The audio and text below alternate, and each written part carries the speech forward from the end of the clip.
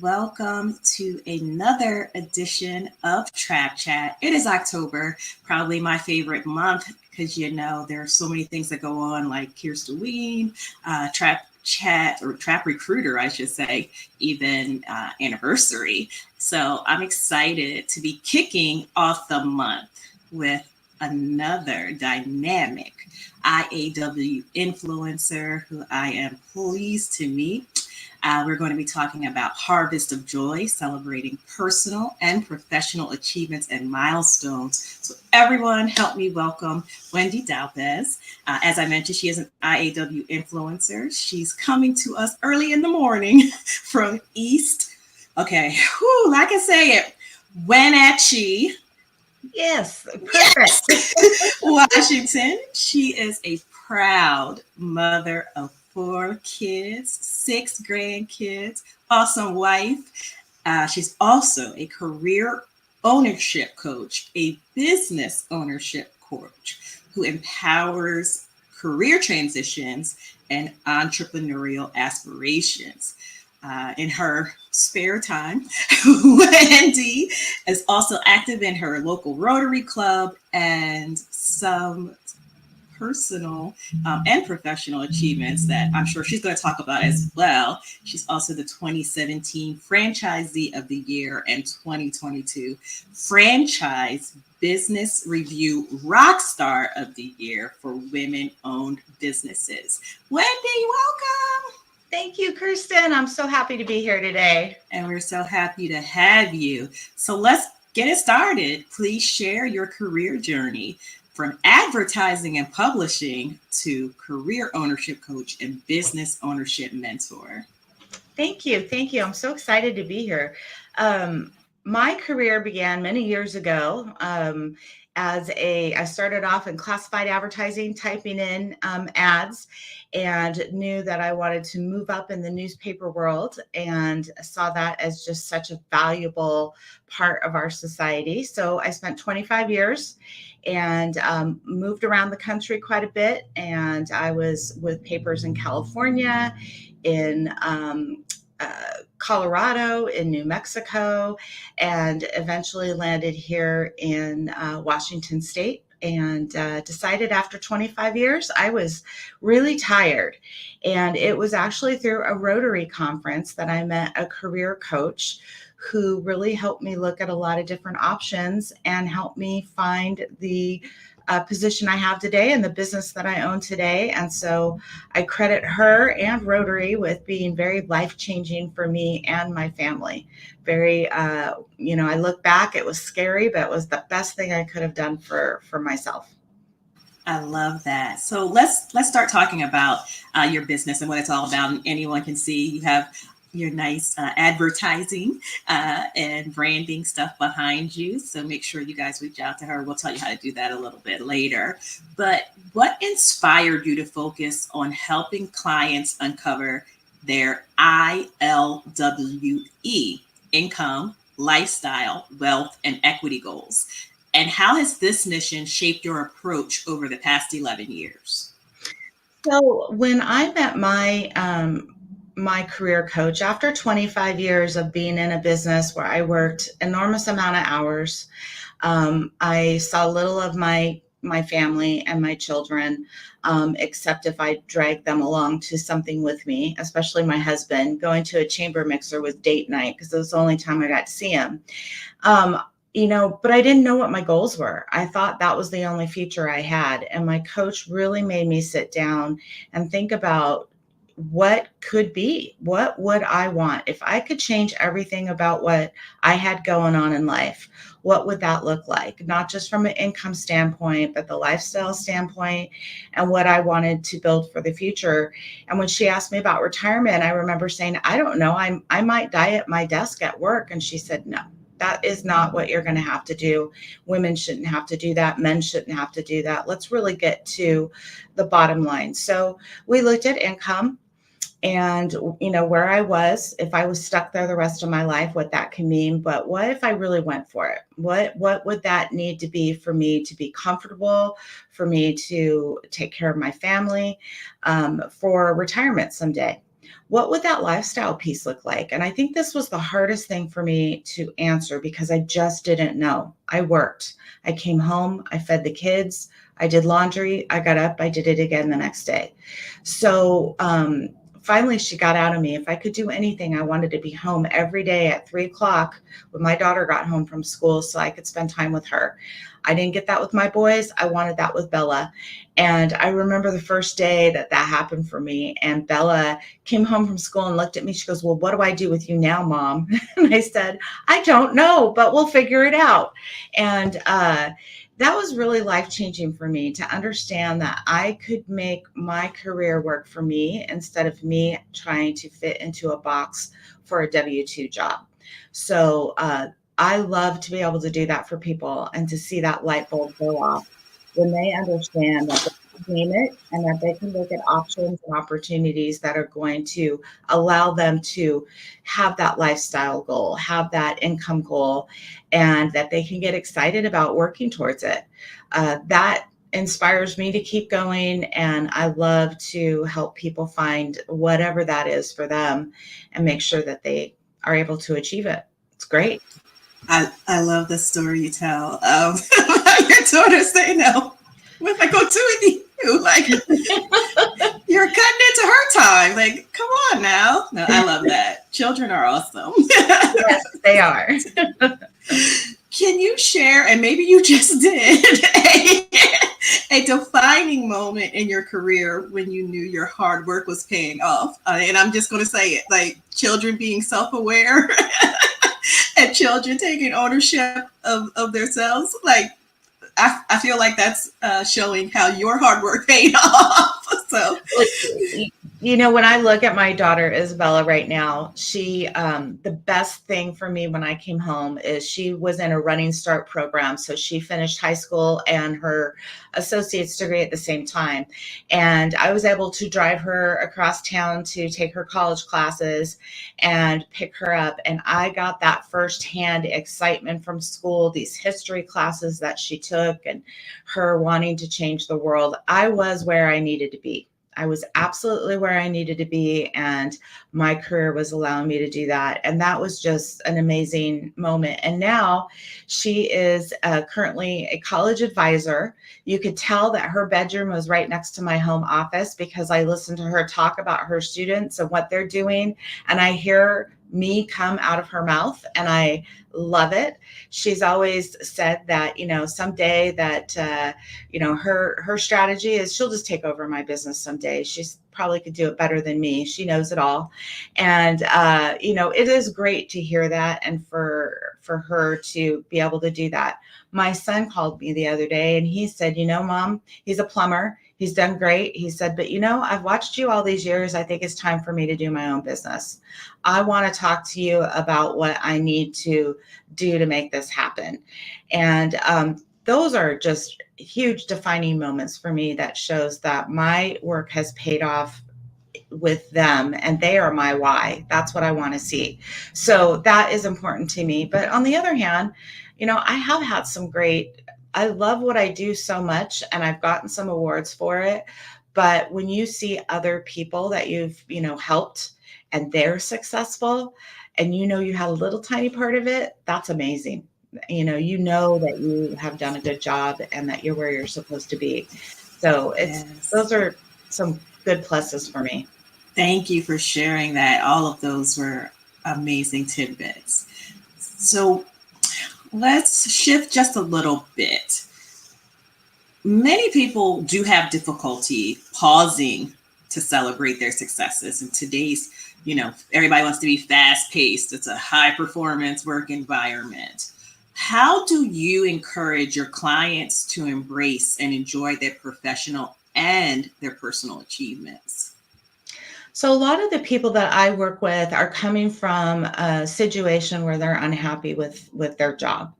The majority of people I work with are going through a career transition. And I know how hard it is to really realize what you have done, but you have to go back from the beginning and take a look at the steps that you've taken to get where you are. Even if you're not happy, you have done a lot of things that have really grown help you grow in your career, and you do have to take a step back and appreciate that about yourself. People don't do that. We hit one goal, great, we're excited for a day, and then we're on to the next one. It's got to be bigger and better. I remember a woman early in my career who I thought was great. She was in sales, and she was training me, and her advice to me at the time was, you're only as good as your last sale. And that really bothered me, and it has bothered me all these years. And I think that's not a good attitude. I think maybe it was, especially for women early on, because we're trying to be equal, and let's face it, women make a lot less money than men do. But I don't think it needs to be that way. I think we have to take the time to, celebrate those wins, and to be okay with saying, I'm good at what I do. These are the things that I've done, and be proud of it. And I think a lot of times, especially as women, Kirsten, we are taught not to be proud of it. It's great, but what's next? And we have to change that narrative, and we have to say, I'm proud of myself. And that's okay. And that's great. And we should celebrate each other. Staying there just a bit, because this is something that I did this morning, and it's celebrating a small win. I spelled entrepreneurship correctly the first time. That may not seem like a big deal to some people, but there's just certain words that it's like, wait, how do you spell that? And even when you spell it correctly, you're like, no, let me check. So, and I checked, and I had spelled it correctly. I was like, congratulations. That's awesome. And it made my day better. I celebrated that. And even me saying it, that I celebrated it, is celebrating my small win. So what advice do you have for someone who may struggle to celebrate the small wins with the same enthusiasm as their major achievements, even though those small wins, those small victories, they're also crucial to long-term success? I think those small wins are so important, and we don't look at them. When I first started, I couldn't say the word entrepreneurship. It took me a while to get it out of my mouth, so I understand that. But, one thing that I really like to suggest to people is, I started writing a journal, and I had a hard time with that for a long time, but I started doing it as a letter to myself. And so every day I write, Dear Wendy, and these are the things that you did good, and here's some things you want to work on. But it gives me that opportunity within to celebrate those small wins. I have my vision board and my goals written so everybody can see them, but there's a lot that goes into those big things, and I name them really big. I want big things. And so I celebrate those within, and then it's easier to talk about those and relate to other people, and to celebrate spelling entrepreneurship right, first try. I mean, woohoo, that's not an easy word. You took the time to learn how to say Wenatchee this morning. That's awesome. A lot of people won't even take the time. So we do have to celebrate those things for ourselves and for others. But I think it starts within. And once you start recognizing those things, and you're telling yourself about it, it gets easier in time. And I think it's really important. All right. Oh my goodness. We are at the last question for the main section. I can't believe it. Like, you've given us so much already, but I do want to touch on the theme for the month, which is Harvest of Joy. Thinking about the theme, what is one personal and then one professional achievement that comes to mind that truly reflects a moment of celebration for you, in addition to the ones that you've already mentioned? So this year, those two things kind of go hand in hand, personal and professional, because I set a huge goal last year. I have an older son that has some medical issues that lives with us, and my stepson and his wife and two children live with us, and they definitely need our help and support. So last year, I set the goal that I was going to buy my dream home, and that it would have room for everybody, because we were crammed into our home. And I was relentless about it. I knew what I needed to do work-wise to be able to do it. And this is my harvest of joy. We're here.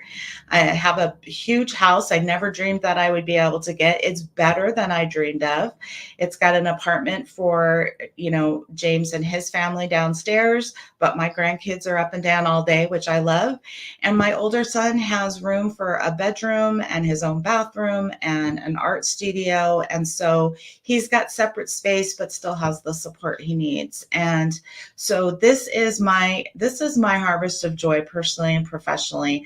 I wanted to level up my business to be able to do this, and I was able to do that to provide for my family. So I hope nobody else needs to move home, because it is a little tight, but there is space if that ever happens. But Yes, you'll welcome them in with open arms. Grateful for parents like you who share that, and I know you're overjoyed by having your grandkids there with you, to be with them all the time. And yeah. I see that in my parents as well. I like to shout them out sometimes. They think I don't pay attention, but I absolutely do. So shout out to my parents who, I'm the only one that hasn't moved home yet. But I told my mother the other day, I'm trying to kind of con them into doing something like you did, like having a multi-family dwelling for us, each with our own space, and maybe. So I still have a room at my mom's house. If there you go. I have the key to the front door, and I likewise have there if I need to. So I feel like that's always been. I've not needed to use it, but it's always been my fallback plan, just in case. What is that? Virginia Woolf, A Room of Their Own? Is that is that the name of the book? I think so. That sounds familiar. It does. That was a long time ago, high school. All right. Oh, that was wonderful. I enjoy getting to know you even better than I did the last time. So a lot of these conversations are kind of selfish for me, in the sense that they're people I like, and I like them. Everybody else don't like them too. The end. So thank you. So rapid fire questions. My favorite part. Who is a well-known and or lesser known historical or contemporary figure who inspires you and we should learn more about? I'm going to go with well-known. And okay. I was thinking about this question, and I was thinking, who I really love is Taylor Swift. And I'm not really Swiftie, or her music is, it is. It's great. Maybe not my favorite, but I love that everywhere she goes, she puts into those communities. She gives to food banks. I would love to aspire to be someone that had endless amounts of money that I could give away. And, and she just does it. She doesn't ask for press. She doesn't do anything. She just puts her money, to food banks and things like that. I've got a big thing in my heart for feeding people. Mm-hmm. And I think that's pretty awesome. All right. I know some diehard Swifties, and I know they're going to appreciate you shouting out their favorite. Good. What fictional character gives you a glimpse of yourself? I think who I love and who I think is really good is Merida, I think is how they say it, Merida. She's from the movie Brave. It was a Disney movie. Oh, yes. With the crazy red hair. I love her. But she wanted to go a different path. And I think, she learned a lot along the way, and it brought her closer to her family. But I do relate to that. I remember when I first went into entrepreneurship, I got from some of my family members, "You're irresponsible. This is ridiculous. This is never going to work. You're going to harm your family." And, I did my homework. I knew what I needed to do, and I moved forward. So I think I feel, that everybody wanting to fit her in a box, and she was like, no, and had to go her own direction. And I love that. So. Yeah, that's a great one. I'm going to want to go rewatch the movie too. That was a good movie. It's one of my favorites. What is your favorite? And this is another word I struggle with saying, not spelling, but saying. Empowering quote. So I have a lot of them. And so the one that I have right now on my desk is by author Jen Sincero. She writes a book called You Are a Badass, and I love it. And the quote I have is, one of the best things you can do to improve the world is to improve yourself. And Ooh. I really believe that. I think that everybody should remain coachable and be open to suggestions and learning. And I think part of what we're put here to do is learn to be better all the time, because the better I am, the more I can help others. And that's very important to me. So that's my quote right now. Okay. If you could spend a day shadowing someone in a different profession from your own, who would it be and what would you hope to learn from them? I would think it would probably be maybe an executive director of a nonprofit. I would Hmm. love to understand. I've sat on some boards and things, but I'd love to learn more about how those operate. I have a heart for people that are homeless or have are unhoused, and I would love to learn more about how they work and what the barriers are and how to get through those. So, I'm a connector. As luck, I guess is the right word, would have it, there will be an executive director of a nonprofit uh, that is focused on unhoused people on Trap Chat later this month. so, Oh, wonderful. so I am going to connect you two so that so that you can shadow someone in a different profession. How about that? Thank you. That was wonderful. You're welcome. She'll be on the west. She's on her way to the West Coast right now, not to Washington, but she's on her way to the West Coast right now. All right, look at this. What is your go-to songs, or genre when you want to hype yourself up to conquer the day? I have a playlist that my daughter helped me with that I Ooh, absolutely love. And one of the songs on there, I keyed it up this morning, is nice. Megan Trainor called Me Too. And it's a Okay. very empowering song that really gets you going. And, it's kind of, it is celebrating who she is. It's celebrating, um, how hard she's worked, but who she is, and don't you want to be me too? And I love it. I love it. She's got a couple different ones, but my daughter's given me some really good ones that really keep me going. I like Fleetwood Mac, "Start Me Up." That's always a good one first thing in the morning. To not Fleetwood It's Mac, a the good Rolling song. Stones. I have Fleetwood Mac on there, but Yeah. the Rolling Stones, "Start Me Up" is always a good one. You So gotta start me up, I never stop. exactly, That is a good song, actually. yeah, it's a good one. Okay, okay. What's the best piece of career advice you've received that you would give to your early career self? Ooh, this is a good one. I had a gentleman that I worked for in Oregon, and boy, I learned a lot from him. One of my toughest bosses, but I learned a lot from him. And I was trying to do everything. I was the general manager of a group of newspapers there, and I was trying to be on, every board, everything. And he sat me down. And he said, "Wendy, do two things. One that's good for your heart and one that's good for your job, and say no to everything else. You cannot be all things to all people." And I've really let that guide me. And sometimes I, take on extras, but I've let that guide me. And that has been really an important lesson to learn that I wish I would have learned years ago. You can't be master of everything. So, choose. And he was right. So it was good advice. Good advice for anybody. I give it a lot. That is good advice. Choose one thing for yourself and one thing for your job. I like that. So, if you wrote a book describing your career so far, what would the title be? And I already think it should be Dear Wendy, but I'm going to let you decide for yourself. That's a really good one. That's a really good one.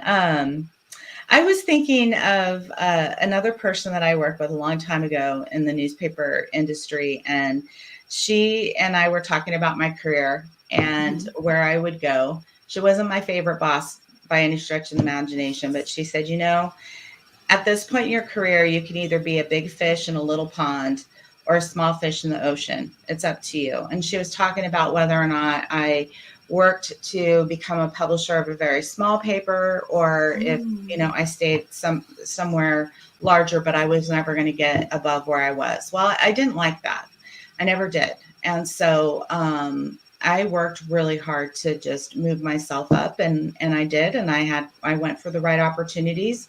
I moved around a little bit more than I would have liked to, but I think people have to look at that, and I think you can have it all. And I do. And all those steps that I took at those papers, I learned a lot. I worked my way up until I was at a point where I went, I'm ready for something new. And her pond or ocean didn't matter. It was my ocean, and I am the big fish. The big fish. Yes. Yeah. So I like that. something like that. But I like Dear Wendy too. That's a really good one. So there's 2 books right there. Dear Wendy, those are your personal reflections. And then the other one is so the Dear Wendy is for you. And like you just said, do something for you, something for your job. And the big fish is for your job. Yeah. See how much I've learned today with you? This was awesome. We're connecting. Absolutely. Sadly, for me, I know you have to get to work. But this is the last question.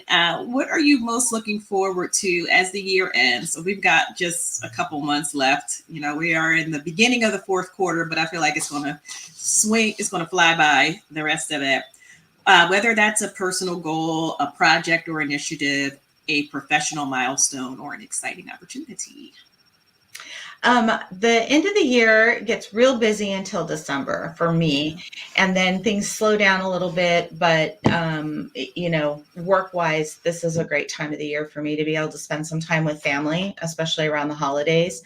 And I'm really looking forward to holidays at my new home with my whole family here, decorating. We've got more space. I can't wait. I'm really looking forward to family time this year, which I think is going to really set me up for a great year next year. I feel like we're in the right place at the right time, and everything's connecting, and I can't wait to see what the new year brings. So some reflection definitely at the end of the year, and celebrating the small things and the big things, and really just time with my family, all my grandkids, all 6, and all that goes along with it. I cannot wait for the holidays this year. Awesome. So before we go, please tell everyone where they can learn more about you, where they can get in touch with you, or even learn more about your business.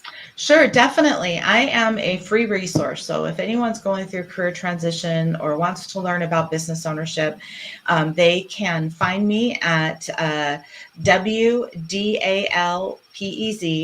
Wendy, or W Dalpez at esourcecoach.com, and email me. We'll set up an appointment and, kind of go from there. So thank you so much. I have so enjoyed our conversation. Looking forward to connecting with you again. And for the audience, please do come back for the rest of the series, the rest of October. We're going to continue to celebrate harvesting more joy, celebrating more professional and personal achievements and milestones. And before I go, I do need to say it is October. It is Breast Cancer Awareness Month. Please get your mammogram. Please get checked. Shout out to all of the survivors that I know.